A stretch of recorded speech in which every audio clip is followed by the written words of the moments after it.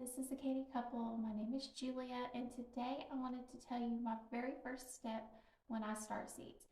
And the only thing you need is a calendar. So I have a 2023 planner here. This is actually my first year using a planner. And what I'm going to do is I'm actually going to start putting in my days. So where we live in rural Southwest Virginia, we actually only get 190 days of growing season outside without the use of a greenhouse. So what I like to do, and what Erin has really liked as well, is we like to get that on a calendar where we can see when we need to start doing everything. So for me, I use this for seed starting. I use this for direct sows. I use this for knowing when is my very last day I can put anything in the ground. And you'll need a calendar, a pen, unless you like to do this online. You can do this any way you want to, but you'll also need a website. It's called almanac.com. Do not go to the Farmer's Almanac.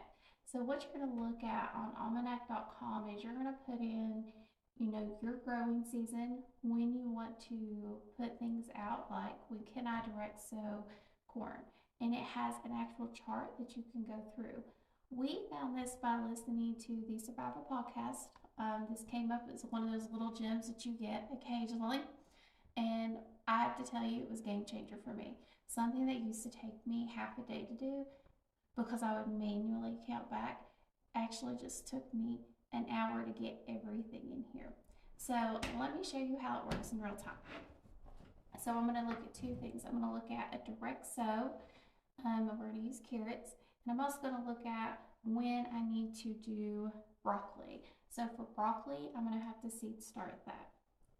So I looked it up on the website, and the website, Erin's going to put a link in the description. The website said to start this indoors by 2/18. So I'm going to go to February, and as you can see, I have my big calendar here, and I have color coded that my broccoli needs to start on 2/18.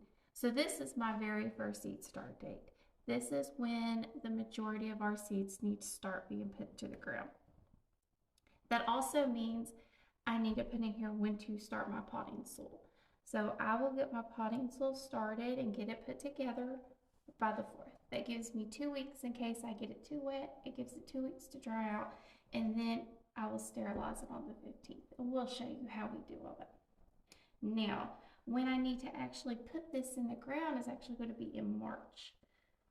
But I also want to show you the day-to-day, because you will see on the day-to-day here, I have a few things I need to seed start. So the majority of the plants that we put in the ground actually get seed started in February.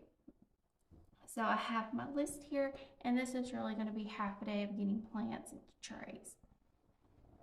So that's whenever I need to seed start. Now let's look at the day, the next month, where I'm actually going to be putting in the transplant.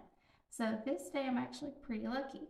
I'm not only going to be transplanting the broccoli, I'm also going to be doing my direct sow on my carrots and my beets.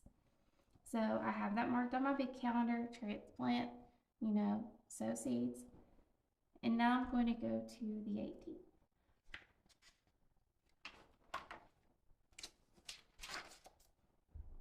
And on the 18th, you see I have my transplants that I need to put in, the broccoli. And then I have the seeds I need to sow. So we have a few herbs that need to be sowed when it's a little cooler. And then we have the few plants that we have that need to be sowed when they're cooler. So your beets and carrots. I found doing them at this time of the year, even though for me on the almanac.com site, it does say to sow your beets a little later. Last year when I sowed my beets at the same time as my carrots, it was the best harvest of beets we could ever have. So I'm going to keep doing that. And this is where you're going to learn through trial and error. So this is really how we run our garden season. Now with this, I'm also going to be putting in, and I'll be using another color pen, I'm going to be putting in when we put our transplants in, confirm that we did, the exact date, because this is my guide. This is when, this is the first day to put it in, but if we have something happen, an emergency, something that needs to be done, then I can go to the next week. I know I need to get these done. I have my list started, but I can always go to the next week and actually get these done the next week. I try to give myself plenty of time. Now, I also use this to calculate our frost dates. So for us, our last frost date is in October.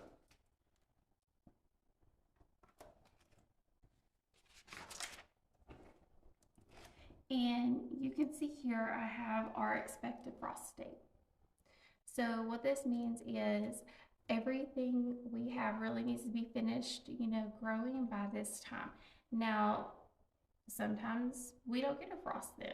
Sometimes we get it before it. This year we actually got it on, I think, October the 18th or 16th, which would have killed everything. But we managed to, salvage as much as possible, so we were able to go out and grab. We just want this on the calendar so we have an idea. Now, I start counting backwards.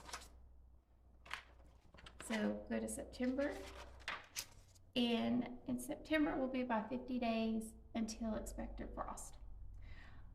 So that tells me if I want to do turnips or something that's a short frost, short grow season, like some more zucchini, I can start these no later than September the 5th.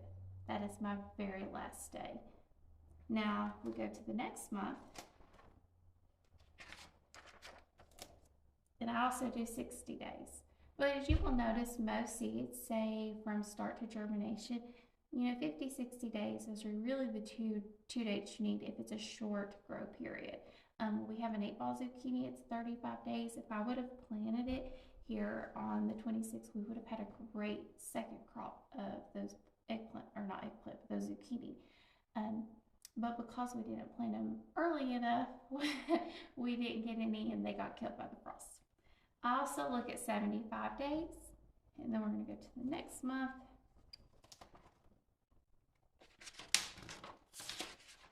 And we also look at 100 days. So for us, a lot of the squashes and melons and things of that nature are going to be 100 days. But I don't trust this date. We did this last year and we were right on the 100 days for those Cherokee tan pumpkins, and they grew. They grew. We got them in the ground. They started spreading, but we did not have them in the ground early enough. So I'm actually going to go this year. We talked about it, and we actually decided this year we want to go to 125. So what that means is anything that is 100 days has to be planted by the end of June, period. The June the 22nd is our very last day to plant anything that takes 100 days to grow, because I actually give it 25 days to actually produce the actual plant, like the squash or something of that nature. So this has worked really well for us. This is our first year using a planter, so I will let you know how that goes. But I've always put on a calendar that we can see. But this year it's a little bit wonky for us with the remodel. But this has really kept us on track. And I'm hoping to actually expand this by putting in, when we actually start putting in our seeds in the ground, when we put our transplants in the ground, to when we actually harvest. So we're going to be tracking all of this so we can actually count the days. When did we harvest? When did we do these? And that way we have a much better idea going forward of when we need to do these things, and we have proof to go back on. So thank you for joining us with Canny Couple, and please make sure you hit the like and subscribe to our channel if you want to get more content like this, and I hope you have a wonderful day. Bye.